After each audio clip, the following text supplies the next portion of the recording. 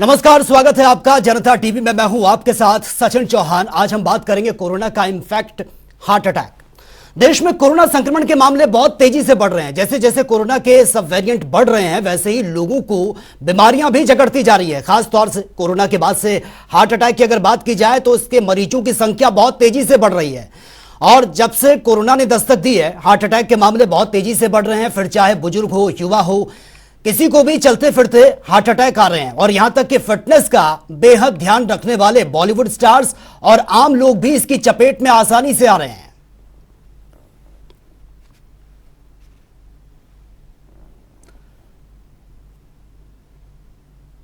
तो heart attack को लेकर तमाम तरीके की भ्रांतियां भी हैं कि क्या वेदर से कोई कनेक्शन इसका है, या फिर जो फास्ट लाइफ हो चुकी है, भागदौड़ वाली जो जिंदगी है, लाइफस्टाइल जो है, उसकी वजह से यह बढ़ रहा है।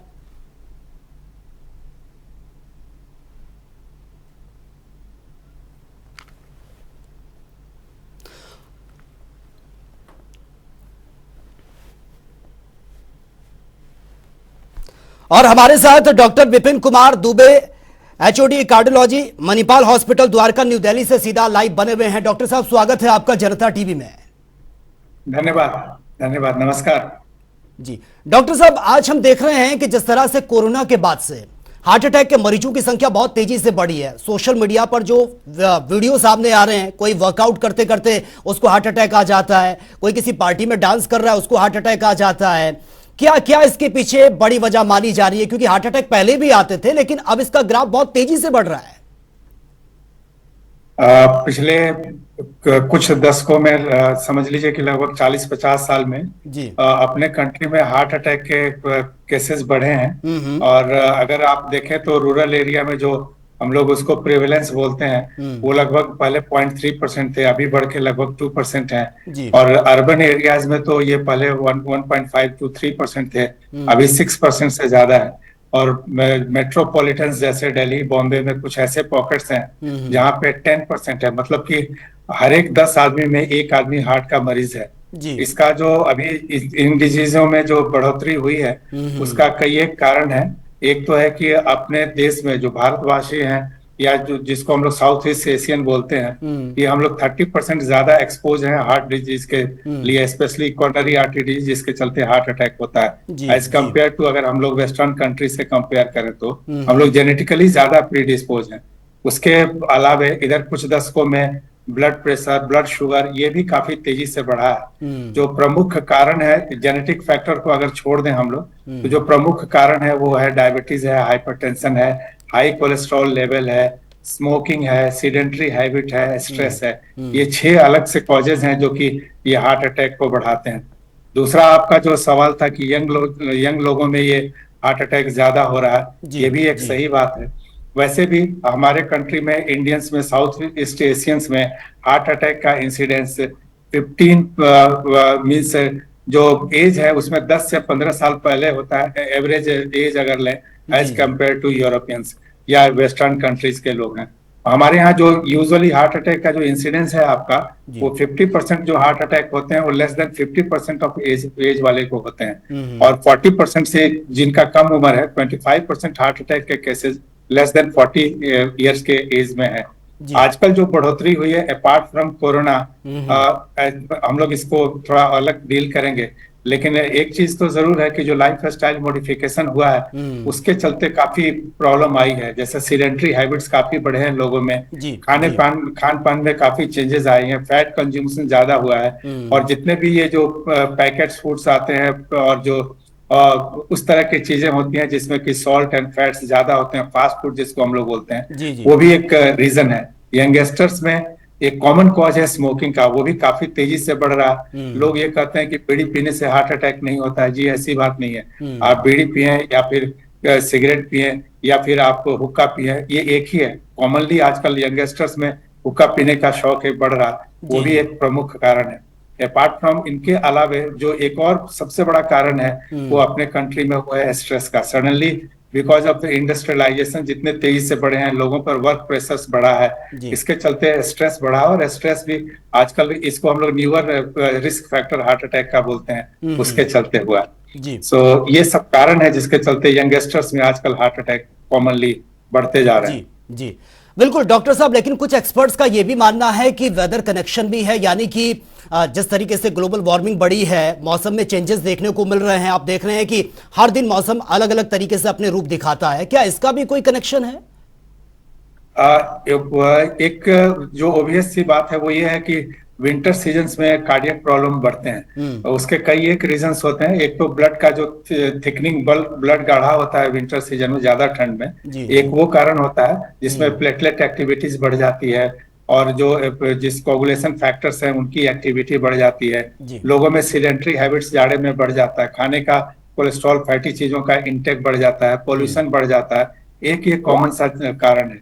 दूसरा है कि जो ग्लोबल वार्मिंग के चलते आप बता रहे हैं वो डेफिनेटली यस, इतने ज्यादा मौसम में फ्लक्चुएशन है, पॉल्यूशन में फ्लक्चुएशन है कि बॉडी को एडप्ट करने का टाइम ही नहीं मिल रहा। अभी आप देख रहे हैं दिल्ली में थोड़े दिन पहले बिल्कुल ठंड सी है, आज गर्मी है, और उसके चलते पॉल्यूशन भी उसी तरह से बढ़ रहे हैं, घट रहे हैं। डिपेंडिंग अपॉन दी बारिश होगी पॉल्यूशन कम होगा, नेक्स्ट डे बारिश खत्म हुई पॉल्यूशन बढ़ गया। तो वो सब भी एक कारण है जो कहीं ना कहीं आपके बॉडी को इफेक्ट कर रहे हैं, कार्डियोवैस्कुलर सिस्टम को इफेक्ट कर रहे हैं, और वो अटैक भी है। एक चीज और कॉमन सी आजकल हम लोगों का मानना है, हम लोगों का नहीं पूरे वर्ल्ड में लोगों का मानना है कि पॉल्यूशन भी एक रिस्क फैक्टर है हार्ट कार्डियक प्रॉब्लम के लिए। स्पेशली जो फ्यूम्स निकलते हैं खासतौर पर डीजल के बर्न होने से या पेट्रोल के बर्न होने से, वो ज्यादा, जिसमें मोनोऑक्साइड और सल्फर वगैरह के कंटेंट्स ज्यादा होते हैं, वो आपके वायुमंडल वातावरण में फैल रहे हैं। वो भी एक बहुत बड़ा इंजरी करते हैं हार्ट को और हार्ट वेसल्स को। जी जी बिल्कुल। डॉक्टर साहब, एक सवाल और मैं आपसे पूछना चाहूंगा। पहले देखा जाता था कि 60 के या फिर 65 साल के आसपास हार्ट अटैक, ये बीमारियां सुनने को मिलती थी, लेकिन आज युवाओं को सबसे ज्यादा इसकी चपेट में युवा आ रहे हैं। और हम देख रहे हैं कि पहले लोग काम करते थे, कहा जाता है कि उनकी बॉडी ऑब्जर्व कर लेती थी चीजों को। अब इंसान कंफर्ट जोन में है, मेंटली स्ट्रेस तो बढ़ रहा है लेकिन फिजिकल एक्टिविटीज नहीं हो रही है, क्या ये भी एक बड़ी वजह है? जी, ये आपने सही फरमाया है। जो लाइफ स्टाइल में जो चेंज आए हैं पिछले तकरीबन 25-30 सालों में, उसका एक बहुत बड़ा रीजन ये है कि लोगों को फिजिकल एक्टिविटी करने का टाइम नहीं है, या टाइम है भी तो वो लाइक नहीं करते हैं। ये सिलसिला हम लोग अगर देखें तो बच्चों में ही शुरू है।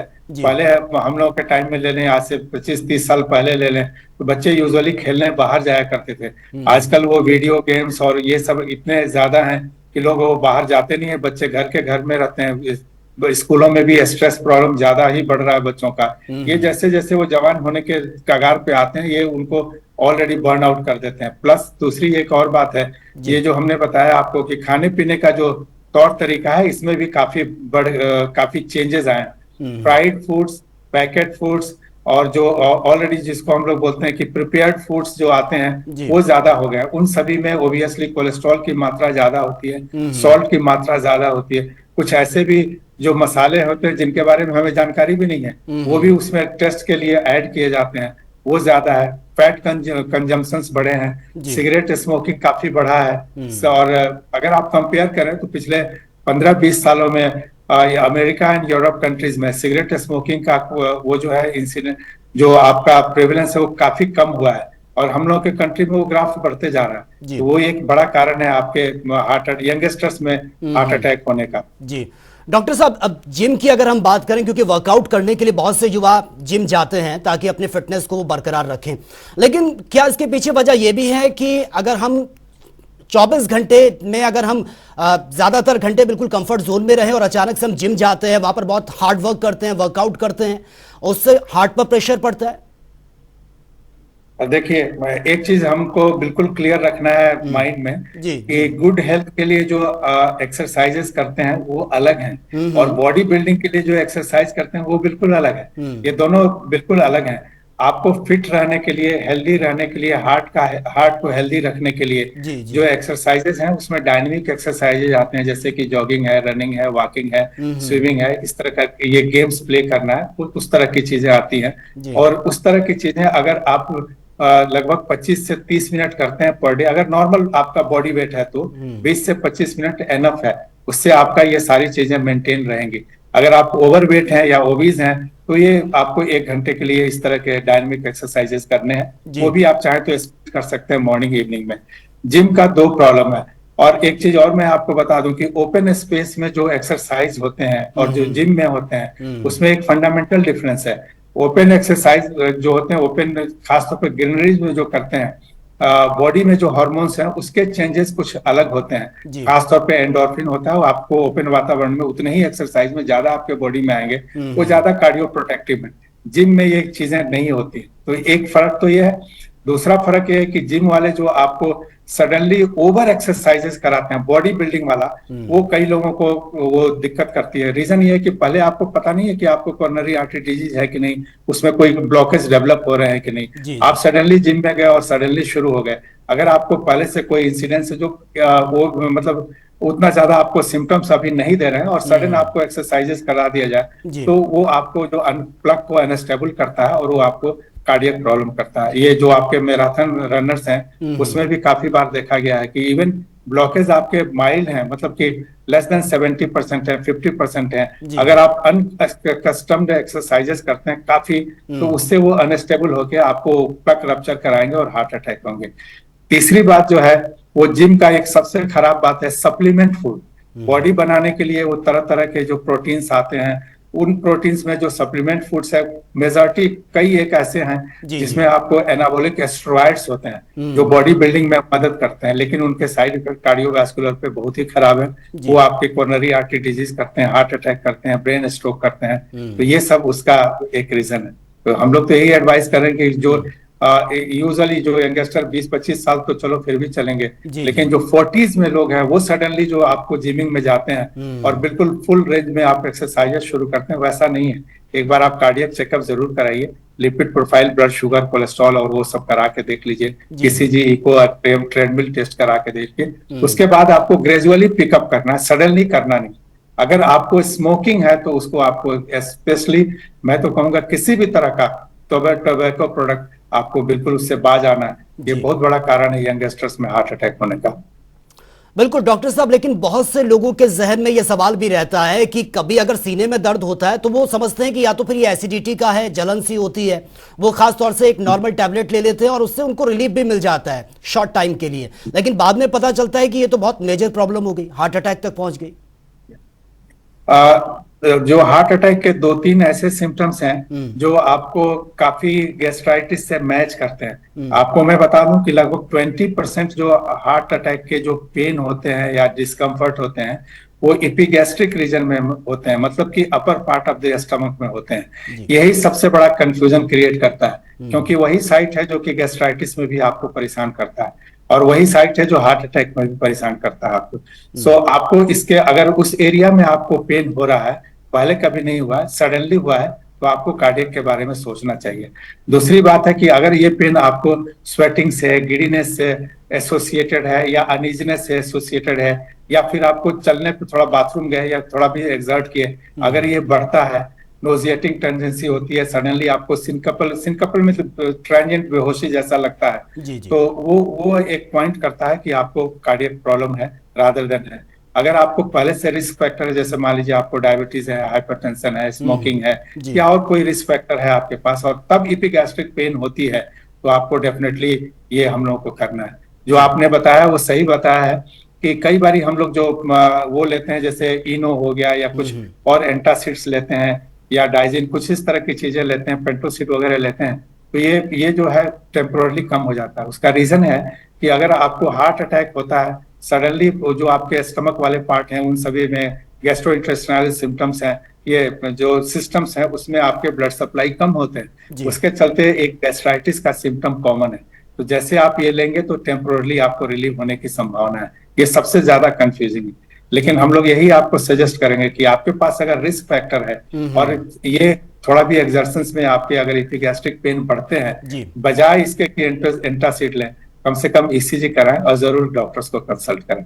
जी बिल्कुल डॉक्टर साहब, लेकिन कोरोना से पहले हमने देखा है कि बीमारियां होती थी, डायबिटीज की बात करें, ब्लड प्रेशर की बात करें, ये अप डाउन होता था। हालांकि इसको डिजीज भी नहीं कहा जाएगा, ये एक अगर इसको बैलेंस में रखें तो ये चीजें इंसान बिल्कुल फिट एंड फाइन रहता है। लेकिन कोरोना के बाद से ये इसका ग्राफ बहुत तेजी से बढ़ा है। अगर ब्लड प्रेशर किसी का बहुत ज्यादा नॉर्मल है तो वो एकदम से डाउन हो जाता है या फिर हाई हो जाता है।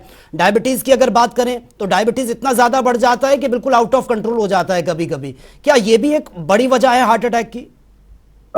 ये मतलब कि रिस्क फैक्टर का उसको हाइटेन करने वाली बात है। जैसे कि आप अगर ये जैसे आपने बताया है कि कोरोना जो है कई तरह से इफेक्ट डाला है हम लोगों को। जी एक जी। तो ये है कि 15 to 20% को डायरेक्टली हार्ट को इन्वॉल्व किया है। उस 15-20% में 80-85% जो केसेस होते हैं वो कोरोनरी आर्टरी में ब्लॉकेज के होते हैं। जी। और बाकी जो 15% है उसमें आप देखेंगे कि कोरोनरी आर्टरी में कोई ब्लॉकेज नहीं है, वो सीधा क्लॉट फॉर्मेशन होता है नेटिव आर्टरी में विदाउट ब्लॉकेज। वो भी कोरोना काफी क्रिएट किया है, जैसे कि हार्ट की आर्टरीज में ब्लॉकेज है, लंग्स की आर्टरीज में ब्लॉकेज है, आपके लोअर लिम्स के आर्टरीज या वेन्स में ब्लॉकेज है, जिसको थ्रोम्बोसिस बोलते हैं। वो कोरोना का एक साइड इफेक्ट है। वो कोरोना खत्म होने के बाद भी इस तरह के साइड इफेक्ट्स चलते रहे। काफी हम लोग पेशेंट्स देखे हैं, एटलीस्ट जो लास्ट वेव तो काफी दिन हो गए खत्म होके, लेकिन उसके बावजूद भी हम लोग 4 महीने 5 महीने 6 महीने पे देखे कि किसी को लंग्स में क्लॉट्स बन रहे हैं, किसी के पैर में है, पता लगा कि उसको कोरोना की हिस्ट्री है, उसका डी डाइमर बढ़ा हुआ है, सीआरपी बढ़ा हुआ है। ये लॉन्ग टर्म उसके इफेक्ट आए हैं, ये सही बात। इसके अलावा कोरोना जो है आपके ये जो पेंक्रियाज है उसको भी डैमेज किया है, जिसके चलते आपके शुगर आए हैं। कई लोग ऐसे हैं जिनको कोई शुगर पहले नहीं था, कोरोना के बाद डायरेक्टली शुगर आए। उसका एक बड़ी वजह यह भी है क्योंकि उसने पेंक्रियाज के जो आइलेट सेल्स होते हैं उसको डैमेज किया है। इसके अलावा कोरोना में जो हम लोग कॉर्टिकोस्टेरॉइड्स यूज किए हैं वो भी एक शुगर को बढ़ाने में मदद किया है। यही चीज आपके ब्लड प्रेशर पे भी लागू होती है। वो हार्ट के आर्टरीज पे असर डाला है, हार्ट की आर्टरीज को स्टिफ किया है, ब्लड प्रेशर को बढ़ाया है। और इसके अलावा जो कॉर्टिकोस्टेरॉइड्स है वो भी ब्लड प्रेशर को बढ़ाते हैं। ये इस तरह से ये हार्ट को, ब्लड प्रेशर को और शुगर को, इन सभी को बढ़ाया। अगर आपका शुगर मतलब पहले नहीं था और सडनली आया, ब्लड प्रेशर पहले नहीं था सडनली आया, और बेस लाइन पे आपको कोरोनरी आर्टरी डिजीज है, थोड़ी बहुत ब्लॉकेज है, तो ऑब्वियसली वो प्रेसिपिटेट करेंगे हार्ट अटैक का। तो इस तरह से डायरेक्टली कोरोना ने आपके हार्ट की आर्टरीज को इफेक्ट डाला, आपके शुगर को इफेक्ट डाला, आपके ब्लड प्रेशर को इफेक्ट डाला। इसके अलावा 5% केसेस कोरोना के ऐसे हैं जिसमें उसने हार्ट के मसल्स को डायरेक्ट इफेक्ट डाला। उसने आपकी आर्टरीज में कोई ब्लॉकेज नहीं डाला, सीधा मसल को डैमेज किया। उसको हम लोग कार्डियोमायोपैथी बोलते हैं, जिसमें हार्ट कमजोर हो जाता है, हार्ट की पंपिंग डाउन हो जाती है और अल्टीमेटली पेशेंट हार्ट फेलियर में जाता है। इस तरह से कोरोना कई तरह से हार्ट एंड कार्डियोवैस्कुलर सिस्टम को इफेक्ट डाला। जी जी बिल्कुल डॉक्टर साहब, लेकिन आम इंसान का ये मानना है कि जो हार्ट अटैक है उसके 3 स्टेजेस होते हैं, फर्स्ट, सेकंड एंड थर्ड, और आम इंसान यही सोचता है कि तीसरा स्टेज सबसे खतरनाक होता है, अगर ये क्रॉस कर दिया तो फिर आपको कोई हार्ट अटैक आगे नहीं होगा। ये 3 स्टेज हैं, क्या ये वाकई में 3 स्टेज होते हैं हार्ट अटैक के, और रूटीन चेकअप कितना ज्यादा जरूरी है? पहले हम लोग आपके फर्स्ट पार्ट को डील करें। हार्ट अटैक के स्टेजेस नहीं होते हैं साहब। हार्ट अटैक में हार्ट अटैक हुई हुआ, ये कोरोनरी आर्टरी डिजीज के स्टेजेस होते हैं। मतलब आपके आर्टरीज में ब्लॉकेज शुरू हो गए, तो अगर आपकी आर्टरीज में 70% से ज्यादा ब्लॉकेज है, डायमीटर अगर 70% से ज्यादा कॉम्प्रोमाइज हो गया ब्लॉकेज के चलते, यूजुअली कोलेस्ट्रॉल और कई तरह के ब्लड पार्टिकल आपके हार्ट के जो वेसल्स हैं, जो धमनियां हैं, जो समझिए कि एक ट्यूब जैसी है, उसके वाल में चिपक के उसको नैरो करते हैं। तो ये इसको हम लोग एथेरोस्क्लेरोसिस बोलते हैं। तो एथेरोस्क्लेरोसिस में अगर उसकी आर्टरीज का 70% से ज्यादा होने लगा तो फिर आपको चलने में तकलीफ आती है, आपको चेस्ट में हेवीनेस होता है। यूजुअली ये हम लोग का कॉमन बिलीफ है कि हार्ट का जो दिक्कत आती है वो पेन करता है। मेजॉरिटी ऑफ द टाइम में डिस्कम्फर्ट होता है, पेन नहीं होता साहब, जस्ट डिस्कम्फर्ट होगा आपके चेस्ट रीजन में, स्पेशली सेंट्रल साइड में। कभी 10% केसेस में राइट साइड में भी होता है और ज्यादातर आपके लेफ्ट साइड में होता है। तो वो इस तरह के सिम्टम्स होने लगेंगे। अगर आपकी आर्टरी में ये ब्लॉकेज बढ़ के 99% हो गए, रेस्ट पेन होने लगेगा 95-99 में, जैसे लेटे लेटे भी आपके दर्द होंगे, उसमें टेम्पोरली कभी क्लॉट्स बना और क्लियर हो गया, इसको हम लोग नॉन STMI बोलते हैं। मतलब आपकी जो है वो एक तरह से हार्ट अटैक का एक टाइप इसको आप मान सकते हैं। और जो तीसरा होता है, जो आर्टरी 100% बंद हो गई, वो खुली नहीं, अगर वो 20-25 मिनट से ज्यादा वो बंद ही रह गई, तो आपको फ्रैंक हार्ट अटैक बोलता है। तो इसका पहला स्टेज तो हार्ट अटैक नहीं है साहब, एंजाइना ही है। और दूसरा स्टेज उसको अनस्टेबल एंजाइना बोलते हैं। और जो तीसरा बता रहे हैं कि टेम्पोरली आर्टरी बनी और खुल गई, अपने से 1-2% खुल जाती है, उसको हम लोग non ST elevation myocardial infarction बोलते हैं। और ST एलिवेशन मायोकार्डियल इन्फार्क्शन मतलब आर्टरी आपकी 100% बंद हो गई है और वो लगातार बंद है, तो वो एक बड़ा अटैक आपको क्रिएट करता है। जी बिल्कुल डॉक्टर साहब, लेकिन जिस तरह से आज की भाग दौड़ वाली जिंदगी है, बहुत फास्ट लाइफ, खान पान का भी लोग इतना ज्यादा ध्यान नहीं दे रहे हैं कि काम करना है, अपना काम कंप्लीट करना है, और कई बार खान पान को लेकर जिस तरह से आपने बताया कि इसका बहुत बड़ा इफेक्ट पड़ता है हमारी बॉडी पर, खासतौर से हार्ट अटैक की जो संख्या बढ़ रही है ये भी इसके पीछे एक रीजन है। लेकिन हम देखते हैं कि बहुत ज्यादा जो स्ट्रेस में रहते हैं, मेंटली बहुत ज्यादा उनके ऊपर प्रेशर है, क्या ये भी एक बड़ी वजह हो सकती है हार्ट अटैक की? जी हाँ, ये पहले हम लोग स्ट्रेस को बहुत ज्यादा इंपॉर्टेंस नहीं देते थे, लेकिन ये जैसे आपको हमने बताया रिस्क फैक्टर जो होते हैं ना, ये स्ट्रेस भी एक न्यूअर रिस्क फैक्टर में आता है। वो स्ट्रेस से क्या होंगे कि आपके बॉडी में कई तरह के चेंजेस होते हैं, कई तरह के हार्मोनल चेंजेस होते हैं। अगर आप स्ट्रेस में हैं तो सबसे पहले तो आपको एक आपका हार्ट रेट बढ़ेगा, दूसरा आपका ब्लड प्रेशर बढ़ेगा, तीसरे जो आपके हार्मोन्स होते हैं जिसको कैटेकोलामिन्स बोलते हैं हम लोग, उसमें वो इपिनेफ्रिन, नॉरएपिनेफ्रिन, ये सब आपके बॉडी में बढ़ते हैं। वो आपके ब्लड प्रेशर को बढ़ाएंगे, हार्ट के रेट को बढ़ाएंगे। अल्टीमेटली उसके अलावे अगर आपको कोई पहले से प्लग है, हार्ट में कोई पहले से ब्लॉकेज छोटे मोटे हैं, उसको अनस्टेबल करते हैं और एंडोथेलियल डिस्फंक्शन करते हैं, जिसके चलते नए ब्लॉकेज बनने की संभावना ज्यादा होती है। इसलिए आजकल विदाउट, अब इसमें कोई कंफ्यूजन नहीं है कि आपका स्ट्रेस लेवल कार्डियोवास्कुलर सिस्टम को डैमेज करता है और ultimately heart attack, brain stroke, hypertension, diabetes, dyslipidemia इसको प्रेसिपिटेट करता है। बिल्कुल डॉक्टर साहब, एक और मैं पूछना चाहूंगा, बहुत इंपॉर्टेंट सवाल है, मुझे लगता है शायद जो दर्शक देख रहे होंगे उनके जहन में भी ये होगा।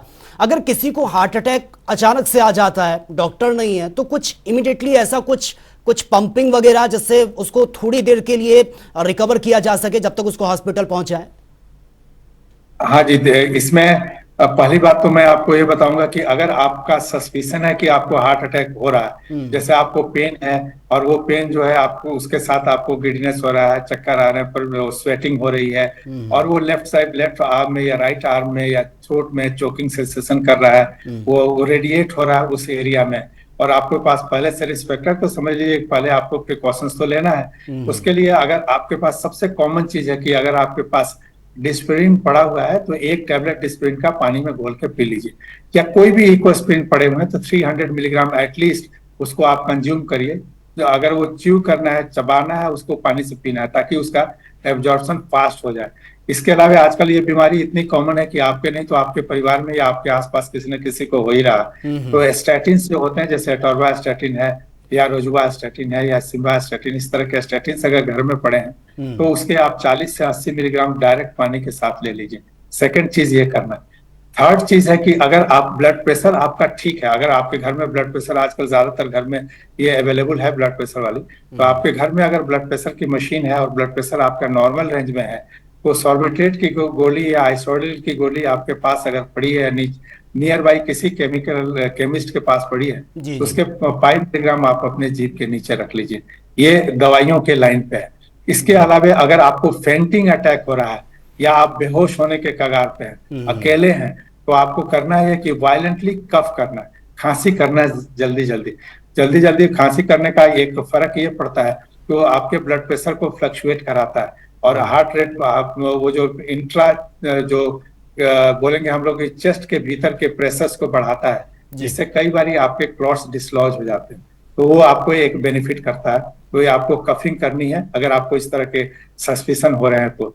लेकिन अगर जो आपका सबसे अहम बात जो बताया कि अगर पेशेंट बेहोश हो रहा है तो क्या करना है। अगर कोई पेशेंट आपके पास बेहोश है तो पड़ गया, जैसे अभी ठीक था, उसने चेस्ट पेन बताया, अनइजीनेस बताया और सडनली बेहोश हो गया, तो एक बहुत ही अच्छा उसमें तरीका है कि पेशेंट को फ्लैट जमीन पर लेटाएं, अगर बेड अवेलेबल है तो बेड पर लेटाएं, हार्ड बेड पर लेटना है, चरपाई पे नहीं जो कि आपको ऊपर से कंप्रेशन करे तो नीचे दबते जाए। हार्ड बेड पे उसको लेटाना है, फ्लैटली लेटाना है।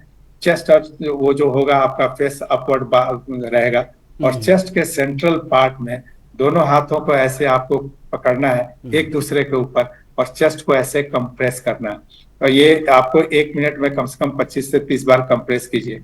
अगर पेशेंट की सांस नहीं आ रही है तो माउथ टू माउथ ब्रीदिंग आप कर सकते हैं, 4 या 5 बार कंप्रेस कीजिए। एक बार mouth to mouth breathing compress कीजिए। मैं आपको बता दूं कि हमारे कलीग हैं यहाँ दिल्ली के हॉस्पिटल में, और वो भी कोरोना के टाइम में जब फुल ब्लोन कोरोना था, वो डॉक्टर साहब खुद ही अपने फिजिशियन है, गवर्नमेंट हॉस्पिटल में राउंड कर रहे थे, सडनली चेस्ट पेन हुआ, विद इन सेकंड्स बेहोश हो गए। उनके कलीग्स ने यही काम किया बिफोर उनको शिफ्ट करने का आईसीयू में। तुरंत उनको, इसको हम लोग कार्डियोपल्मोनरी रिससिटेशन सीपीआर बोलते हैं, वो सीपीआर किया और mouth to mouth breathing, taking a risk of corona, उस टाइम में उन्होंने किया। And finally the doctor is still alive. तो ये चीज आप कर सकते हैं। कोई भी बाहर के कंट्रीज में हर एक, जैसे मॉल है जहाँ पे पब्लिक भीड़ भाड़ होती है, सिनेमा हॉल है, मॉल है, थिएटर्स है, वैसे में उनके एम्प्लॉइज को ऐसे ट्रेंड किया जाता है। हम लोग एक जो बड़े अस्पताल है, कई बार इसका मॉक ड्रिल कराते हैं, कई बार इसको आम जनता को इनवाइट करते हैं, जो आरडीए जो सोसाइटीज हैं उनको इनवाइट करते हैं और ये ट्रेनिंग देते हैं। ये एक अच्छी चीज है, इससे डेफिनेट यस काफी हद तक आपका लाइफ प्रोटेक्ट हो जाता है। बिल्कुल डॉक्टर साहब, बहुत इंपॉर्टेंट जानकारियां आपने दी है, बहुत महत्वपूर्ण टिप्स भी बताए हैं। बहुत बहुत शुक्रिया आपका जुड़ने के लिए और इतनी सारी जो टिप्स आपने दिए हैं और जो शेयर की है जानकारी। उम्मीद करता हूं कि दर्शकों को भी ये समझ में आया होगा कि अगर ऐसी सिचुएशन आ जाती है तो किस तरीके से आप इसको हैंडल कर सकते हैं। तो हार्ट अटैक की संख्या बहुत तेजी से बढ़ रही है, खासतौर से कोरोना के बाद से अगर देखा जाए तो युवा सबसे ज्यादा इसकी चपेट में आ रहे हैं। तो फिलहाल इस बुलेटिन में मेरे साथ इतना ही, लेकिन तमाम खबरों के लिए आप बने रहिए जनता टीवी के साथ। नमस्कार।